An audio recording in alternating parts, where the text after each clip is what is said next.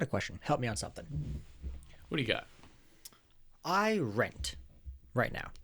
Okay. When I talk to people about this topic, there's really only two ways to go. Renting is 100% throwing my money away, or home purchasing is way too expensive and I'll never get to do it. I don't feel like I'm throwing my money away renting. I have some flexibility if something breaks in my house. Luckily, I don't have to fix it. It's kind of nice. I pay for this benefit. But is renting really just throwing my money away? Well, you're right. I do think this is a really polarized topic, especially on the internet and whatnot. You can find a far one way and far the other, all the way up to big mega, real estate tycoons and whatever. They all have their opinions on it. So, whether or not you listen to me on the topic is beside the point. But I do think there is some good points to consider, especially for the people who are out there who are having to make this decision coming up, whether they're looking for the next option or maybe they're just graduated and, they're moving out for the first time. Mm-hmm. It's a big question. Do I buy a home or do I rent? Can I buy a home or do I have to rent? I am of the opinion that renting is not necessarily throwing your money away. But I think the answer is not as clear as yes, you should always rent or no, you should never rent. I think the situation dictates what the best option is for most people. And I think also on the same hand, treating your home as a rental can also be a good option. A lot of people think of buying a home as a 30-year to lifetime investment. That doesn't necessarily have to be the case. So if there's one thing that I think we could do today, it would be open people's eyes to the options that are out there in terms of where they live in their real estate, and just give them some options on what they could do. Okay. So I am a renter. Mm-hmm. There are some phenomenal benefits to being a renter. There absolutely are. I am not responsible. Well, I'm a responsible person. But in this one circumstance, I am not responsible for any maintenance in my home, generally speaking. It's very common. I do not have to take care of any kind of, what's the word here? Upkeep. Any upkeep. Are the maintenance, lawns, all that's taken care of. It's all just baked into my rent. Yep. My rent also, they have a really nice deal going on. They include several good amenities in my rent. Okay. I kind of love that. Yep. Kind of simplifies my life. I don't have to worry about a lot of things. And I happen to have some pretty good neighbors. Nice. Sounds like you found a good fit for you. I found some pretty nice fit for where we are. Okay. I'm pretty thrilled with it. Mm-hmm. Now, on the opposite side, some things I don't love. I'm not the only one with the key to my house. Yep. My landlord, even though we have a contract and they have to give us 24-hour notice, nonetheless, I don't like it. Yeah. I don't like someone else dictating, hey, we're coming in. Yeah. And it's going to be tomorrow. Dude, it's a mess. Yeah. No, I'm sorry. My house is always beautifully clean. I have an amazing wife. The house is perfect all the time. Sometimes I make a mess, though, before she has a chance to clean it up. And that's the time when they want to That's when they want to come. That's the inspection day. Well, I, on the other hand, am a homeowner. I own the house that I live in. I've owned other homes before this one. I have also rented. I've done both. And there are pros and cons to each.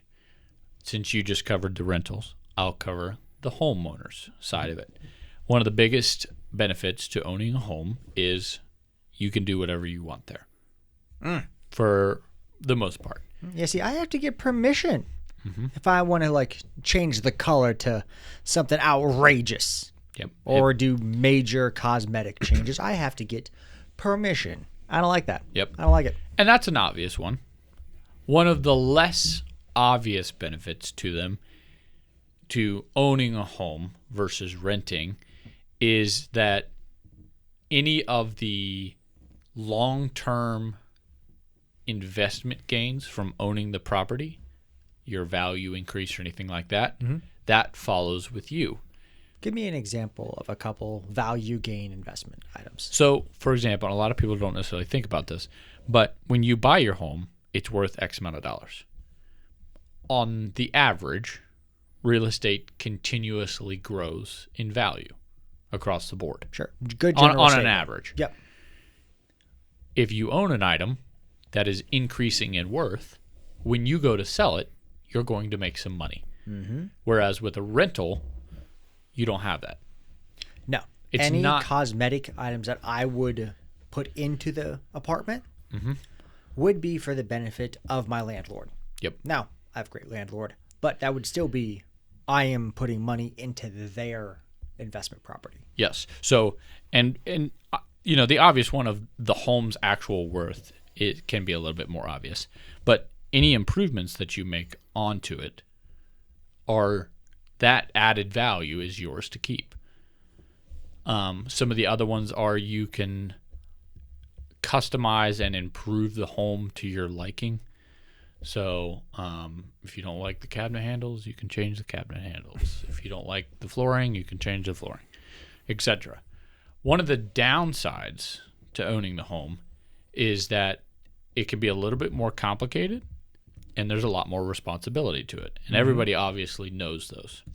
So the times to rent and the times to own, I think, depends on a couple key items.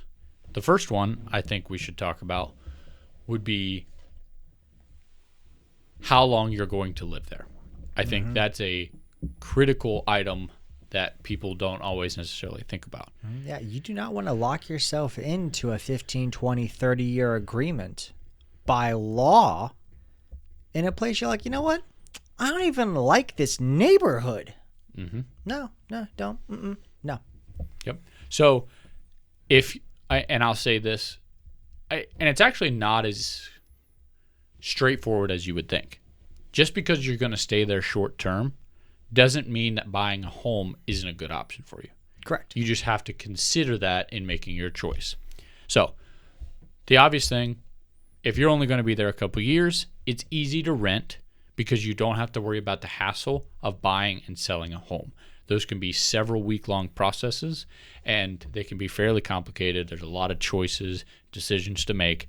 Once you've been through it, it's easier, but especially if you've not done it before, if you're just looking for your first place to go and you don't want to deal with all that hassle and you're only planning on being there a year or two, a rental makes perfect sense in that situation. On the contrary, if you're looking to make a change in your home or living space and you're only planning to be there 2 or 3 years, but you're fairly comfortable with the home buying and selling process and you know how to traverse that situation, buying a home and selling it can also be a really good investment in that situation, and a lot of people will argue with me on that one. If you go on the internet right now, a lot of people will argue with me about if you're not going to live at a home for more than 5 years, it's not worth it, you're losing your money. In a lot of ways, that can be the case. So I would say if you really don't know what you're doing, less than 5 years, a rental does make a lot of sense. But you can make a good argument for buying a home under 5 years. But for most people, a rental is usually a better option. Another benefit of home buying, your monthly costs, generally speaking, locked in. Yes. So that was going to be my next point was your first one is going to be how long you're going to stay there. If it's short term, for most people, a rental. If it's long term, a house. Well, actually, we didn't really even cover that, but we can get to that in a bit. But for short term, a rental is a better option. Your next item to consider is your monthly costs. So On a home, there's a couple benefits, but also some cons. Your mortgage payment is fairly consistent. Aside from a few outliers, it's fairly consistent. You're going to pay the same thing year after year after year. Your property taxes could go up, etc. But Insurance, yes, those kind of But- items outside of your control. yeah, for the most part, it stays pretty much the same. With a rental, if at the end of your year-end lease, that price can go wherever it wants to. And I've been in that situation where at the end of the lease, the price of the rent was going up considerably, and we had to figure out what we were going to do. So that's one thing to keep in mind when you're going to a rental. But on the same hand, one of the things to keep in mind when you're buying a home is you're responsible for all of the maintenance now. So in addition to your mortgage payment, you also are responsible for, say, your oven quits working. Well, guess what? You don't have a landlord to buy you a new oven. You have to buy the new oven. Same thing with all of your other, I'm going to call them utilities or whatever items. HVAC, Yeah. roof. Yep. Anything to do with the house, you're responsible for taking care of.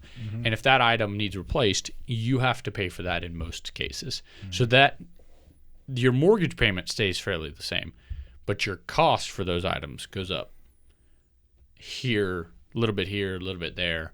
But usually they're big items. Yeah, and for those, in theory, you may want to be holding like a sinking fund, a fund where every month you put a percentage or a dollar figure for the unexpected item that you know it's going to happen in the next 6 months or a year. Something's going to happen. Across the board, the industry standard for that number is 1% of your home's value. Okay. So if you're going to buy a home and you're wondering how to incorporate the yearly maintenance of your home, 1% is the number that most people would go for. Okay. So keep that in mind. One of the next items, and we can go back to the long-term goal here. So we did short-term, we did the income and the cost of the monthly. The long-term transition. I think this one's fairly simple. Home buying is almost always better in the long run than renting, and I'm going to say long-term in more than 5 years. Sure. Because, and I'm going to say almost always, there are exceptions to that. Sure. But for the most people that are going to be watching this video, purchasing a home, if you're going to stay there for more than 5 years, offers more benefits than renting. And usually that is because rent prices go up over a 5-year period. On average, rent prices will go up. Your mortgage will not. You gain 5 plus, however long you're there, years of value to the home, which for some people can be that can be a considerable amount of money. Especially if you had a very good down payment at the beginning to start buying the equity early. Because on a 30-year, at the first 5 years, it's not a lot of equity gain. You start with a good amount of equity from a better down payment. That actually starts showing itself a bit easier for you. Yep. That one kind of is self-explanatory. Your home gains in worth over time. The longer you're there, the more value you get with the home. So those are I think, the 3 big ones about purchasing a home. And everyone knows, obviously, like we touched on, the more common ones of if you own something, you can do what you want with it.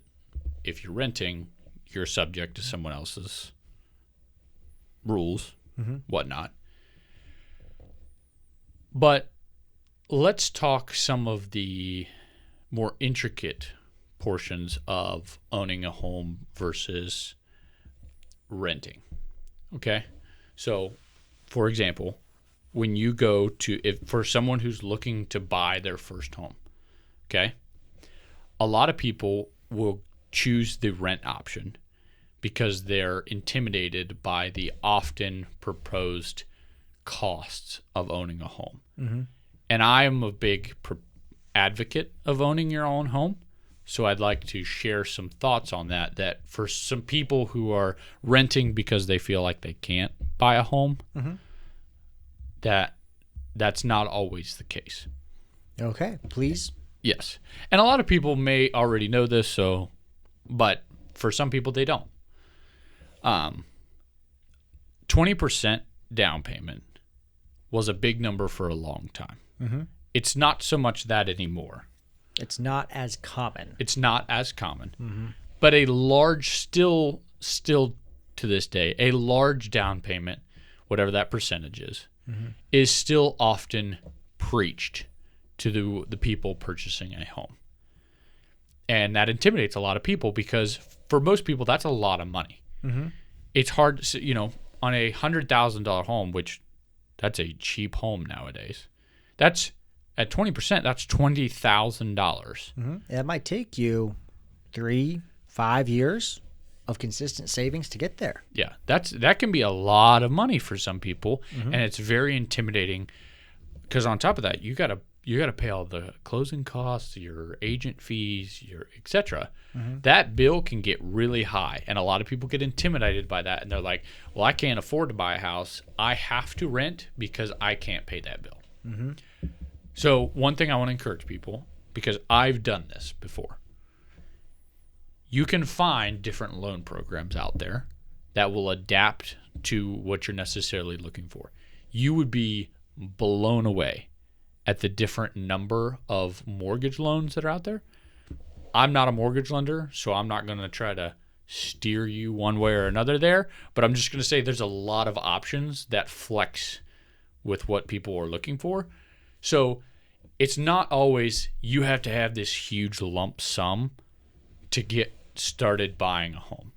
There's assistance with new home buyers. There's programs from different lenders. There's government grants, lenders grants, bank Yes. grants, They- all sorts of things to help, especially the first timer. Yes, especially the ahead. first timer. Yeah.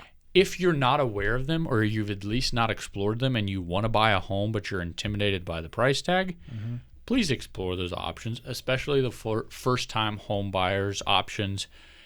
A lot of banks, well, I shouldn't say a lot of banks. There are lending options that offer lower to all the way down to 0% down payment options. There are pros and cons to that. Talk to a mortgage lender about that. But And talk to several mortgage lenders. talk to several mortgage lenders. Compare and shop around. Because remember, if you're going to be a home buyer, we're just going to call it $100,000 to $200,000 deal, maybe $250,000 plus. That's a deal almost everyone wants as your Absolutely. lending institution. So make them compete a little bit. Go talk to. Don't just take the first one that they hand you. And statistically, I think it's like 70% of the people who the first one they talk to goes with them every time. Yep. So shop around, talk to some people, and find a bank/lender with the heart of a teacher. Yes. Who's going to, especially if you're new, you're like, I don't know. You just walk in, help me. Find the one that says, I want to help you. Yes. And eventually you'll find someone that will work with you. Yes. They will work with you and they will do their best to get you into the opportunity to buy a home. So don't just take that, you talk to one guy online and he was like, you got to have $20,000 as a down payment. And you're like, well, I can never afford that. So I guess I'm renting for the rest of my life.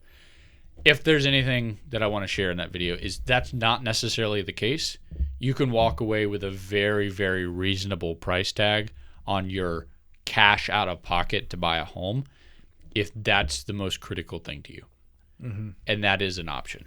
And with home buying, this respectfully, it shouldn't be easy, but it can be easier. Absolutely. Because home buying and home ownership, this is a privilege. This is a true, I've worked this hard, I have saved this much, I am planting my foot here. Now, we were talking earlier, so watch other videos here, about memories. Especially this time of year. This is the Christmas holiday season. I'd like to take a guess that the memories we were discussing, we were probably imagining memories that were made in a home, Yes. not in a rental. Now, granted, I have fun memories in rentals. Yep. We rented when I was younger, and the particular rental had a really, really long hallway. So guess what we did? If there was ever pizza ordered, we ran all the way down the hallway, and it was so much fun. And then Dad said, "Kids, gotta be quiet. Other people live here." Yep. But nonetheless, that was a fun memory. But most of those memories, it's like I can't go back to that place that I was very easily. Yes. It's changed a million times. But there's something about saying, hey, let's go over to Dad's house. Let's go over to our uncle's house. Oh, this is the place that my grandparents lived for years, and now XYZ family member lives there. Yep. There's a non-monetary benefit. Absolutely. And it's a desire. It's a feeling of ownership or being a part of something. Even if it's not yours. Say it's your parents. But you grew up there. You're a part of that. That house is a part of you. Mm-hmm. That's a home. Mm-hmm. So you earlier did the washer, the oven breaks. Mm-hmm. If my oven breaks, my landlord's going to go themselves, pick an oven, regardless of what I think of it. Yep. And they're going to install it. If your oven breaks, you now have buy-in on this oven. And when you look at that oven, my wife's picking the oven. You're going to be like, we decided that. We bought that. See that little ding there? I put that ding in there when I carried it in because we weren't paying for people to bring it. I mean, yeah, you have that buy-in, and that buy-in builds in you. So my parents sold their home a few years back, and the people who bought it had never owned a home before. They were new to American culture of home ownership. Okay. So they were asking some questions that we would never think to ask. Like, so when this breaks, I call you, right? It's like, no, sir. No, that's yours. This is yours. It's like, and you could tell it was taking some time to get the wheels turning to, oh, this is mine. Something that goes wrong, that's my responsibility now. Yep. But the build that you do into the home helps make it your home. Absolutely. And that can sound kind of funny to someone like myself who says, what do you mean you want me to buy an oven so I have a buy-in on an oven? Yes, that's exactly right. And until you've done it, it's not yours. It doesn't probably click fully until you've done it, until you've mowed your own lawn. Yeah. But homeownership is a full experience. And can be very daunting for a lot of people, but it is very rewarding. There's a lot of benefits to it, and I'm a big proponent of it. I love owning my own home, but it's not necessarily for everybody at all stages of life. Mm-hmm. But it is a fantastic opportunity to own a piece of dirt, a piece of a home. You get that opportunity to experience that true ownership and responsibility of this is mine and I get to take care of it, but I also get to make it mine. And you can't truly have one without the other. If you don't have the responsibility, you do not get the benefit. Yep. Those are linked together. Yep. And I think if there's anything that we share with anyone about the differences between renting and home buying, there's more than one video's worth on what you should do on each one. And it's dependent on everyone's situation. It's very different for each person. But if there's anything I think we should share, it would be that there are options regardless of where you're at. Yeah, there's no hard and fast rule. It's not always rent, never buy, and it's not renting is a waste of time and money. It's not that simple. There are different options, different benefits for every stage of life and each person. Do your research on those specific items. Talk to people that know. Dig into it. Don't just take some guy on the internet's advice that you should never buy a home. Yeah. Or you should never rent because it's a waste of money. Unless it's our advice, in which case, just take it just shy of gospel truth. So thank you for sharing some helpful information to the renter of the two of us. I really did appreciate that, man. Thank you for your help here. Yeah, no problem.